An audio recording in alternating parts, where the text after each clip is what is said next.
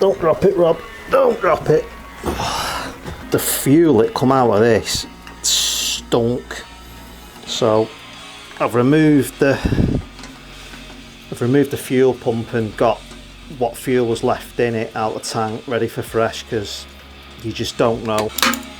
That's wrong, Rob. Just damaged the tank then nearly.